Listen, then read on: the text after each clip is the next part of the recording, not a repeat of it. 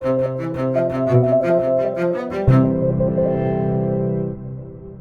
everyone, Timothy Ferris here with a few words about Karl Marx, the inventor of communism, or what he initially called scientific socialism. When Marx died in 1883, he was just one of many radicals of the time, read chiefly by scholars. But surprisingly, in the 20th century, Marxism and communism came to rule a third of the world's people. Much of this happened in my own lifetime. It's quite recent. It did so without winning a single free and fair national election anywhere. Communism came to power through the exercise of force, ruling over Russia and what became the Soviet Union and its satellite states, China, North Korea, and Cuba and other states. And in the course of the 20th century, these communist regimes murdered more than 50 million civilians, their own citizens.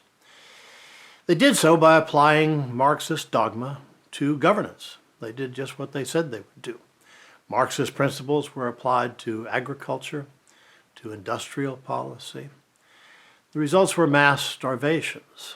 I've gone back and looked at the reports, for instance, of the great famines caused in China in the 1950s by applying Marxist principles to agriculture. And almost none of the news leaked out to the wider world. It was a bigger world back then. News coverage wasn't as good as it is today. And the governments, of course, were quite secretive. They didn't want any word of this to get out. Furthermore, in the post-war world, there were famines elsewhere. There was a large famine in India. So when vague reports of famines in China and Russia came out, they were typically explained away as part of what had been historically, but is no more, a normal part of the human condition. Lots of people dying because they didn't have enough to eat. So tens of millions died that way, plus millions more through persecution. Communism is an ideology, and when you get an ideology in charge of a country, it cannot deliver what it says it can deliver, so it has to blame fellow citizens for the fact that it can't meet its goals. And so millions of people get murdered or sent off to the gulags. Marx's career affords an example of something that may be historically unique, which is what happens if you give a young radical lifetime financial support just to work on his radical ideas. The source of that support was his friend Friedrich Engels, who had a large allowance coming from his father's wool and cotton mills in Germany and England, who viewed Marx as a great man and who provided the financial support necessary for Marx to work for years on his great work, Das Kapital. What concerned Marx and Engels and many other thinkers of the day, which is to say around the middle to late 1800s, was the appalling spectacle of urban poverty in England and throughout much of Europe. As the factories had grown, so also had grown a workforce coming in largely from the countryside that mostly lived in squalor in tenement houses. The editors of journals and other intellectuals and urban dwellers of all sorts were appalled by these conditions, and many demanded that something be done about it. What had happened here was not a sudden increase in poverty, but a migration of poor rural people to the cities. Rural poverty had been essentially invisible to city dwellers, and to the extent that they knew about it at all, it seemed genteel since it took place in beautiful, natural rural settings. Even when mass famines occurred out in the farmlands, in a country the size of Russia, typically little of the news ever even penetrated to the leadership of the nation. The rise of technology, however, had made agriculture more efficient. The process was just getting started in the 1800s, some of it in the 1700s as well. It's continued to this day, by the way, so that even with 7 billion people on Earth and population continuing to grow, albeit at a slowing rate, at present the world agricultural land is reducing in the total area. Some of it's being reforested because agriculture has become so efficient that it can feed the world on even less land than it had before. But back in the 1800s, when this process was beginning, it meant that large families that you typically had on farms didn't all have to stay on the farms. Some of the young, ambitious members of farm families could afford to strike out and try their luck in the cities. Roads had become better and less dangerous, and that was another reason for the growing urban migration, which lots of people came to big cities to go to work. Cities often excluded them. London closed its doors every night for a while to anyone who didn't already own property there. So the squatters would live outside in what were called suburbs.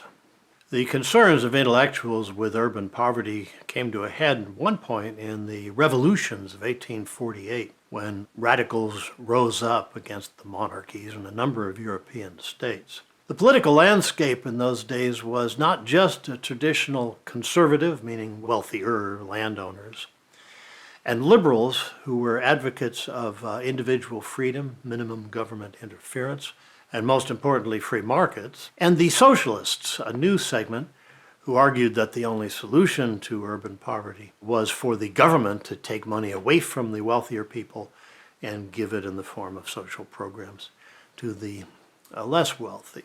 Bismarck, in what was becoming Germany, the great example of the way the revolutions were dealt with, essentially played the conservatives, liberals, and socialists off against one another, giving the socialists just enough government aid in the form of certain forms of health care to satisfy them, making the markets continue to operate freely enough to satisfy the liberals, and managing to preserve the monarchs, which is what, of course, they were after.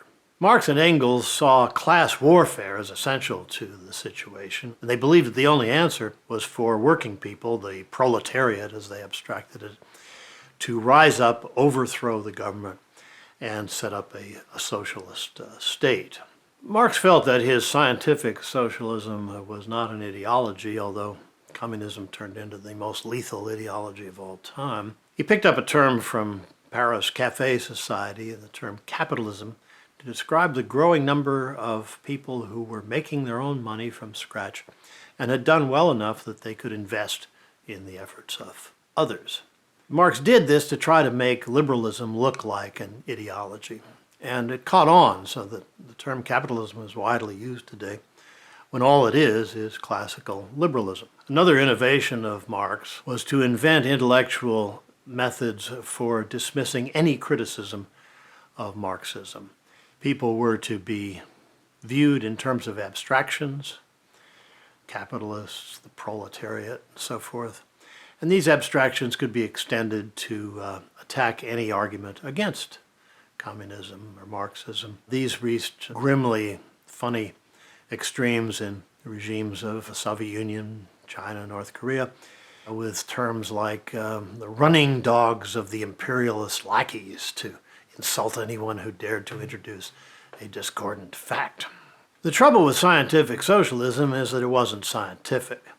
To be scientific, you have to be able to propose experiments, and even if they're just extracting data from existing operations the way economists can do with the vast data generated nowadays by global markets, you have to live by the results of those experiments. If you say A and the data keeps saying B or C, you can't just keep insisting that A must be right or you're no longer practicing science. Marx had no interest in experiments, never showed any comprehension of how they work, and was only interested in real science insofar as it could be portrayed as supporting his own ideology. A note has survived that Marx wrote to Friedrich Engels, and it reads, "Fritz, study Darwin. See if there's anything there we can use." Now, Charles Darwin had published a theory that not only explained the evolution of life, but may well explain a lot of how the universe as a whole works. Marx wasn't interested in any of that. He just wanted to know whether there was anything Darwin said that might be seen as supporting communist ideology. To maintain his belief in his own ideology required a considerable amount of myopia on the part of Marx. He wrote constantly about the working class, for instance, and yet almost never visited a factory. He is known to have once gone on a tour of a factory while at Carlsbad, where he annually took the waters for his health. But, my friend John Archibald Wheeler, the physicist, who with his wife used to visit factories on their vacations just out of interest in how factories actually work, visited more factories in the course of a year or two than Marx did in his entire career. When the Great Industrial Exposition was held in London, just a few miles from the nice home that Friedrich Engels had purchased for Marx, Marx didn't bother to see the exhibits. He didn't care what was going on with science and technology. What he cared about was finding things that would support Marxist ideology. His character was unfortunate. Marx was always a heavy drinker. He got his wife and his housekeeper pregnant in the same year. They gave birth, I think, within a few weeks of each other. The housekeeper was never given an option to keep the child. It was instantly sent off to foster care. And I must say, as a personal impression, that it does not seem to me as a writer that Karl Marx, functioning as a writer, ever intended to publish Das Kapital during his lifetime. He had lifelong financial support and a comfortable, rather pleasant existence so long as he didn't publish. It was important that the project never come to an end. He probably wouldn't have published any of it, in my view, except that there was a recession in Europe, and his German publisher wrote him and said, now maybe, while times are hard, maybe somebody will want to read about your theory. Let's get this thing published. So Marx did put together what became Volume 1 of Das Kapital. Volumes 2 and 3 were completed by Engels and published subsequent to Marx's death. My conclusion, calling something a science doesn't make it a science. Unless you are willing to present ideas that are clearly vulnerable to disproof by experiment, you're not doing science. This was a point particularly made by the great philosopher of science in the 20th century, Karl Popper, who was himself a Marxist for some time, but was the rare example of someone who actually thought and learned his way out of that ideology and left it.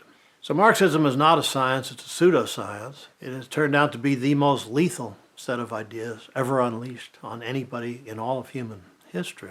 But, as contemporary events sadly prove, pseudoscience can be popular. Thanks for listening. See you next time. Recommended reading for this talk, Jonathan Sperber, Karl Marx, and Archie Brown, The Rise and Fall of Communism.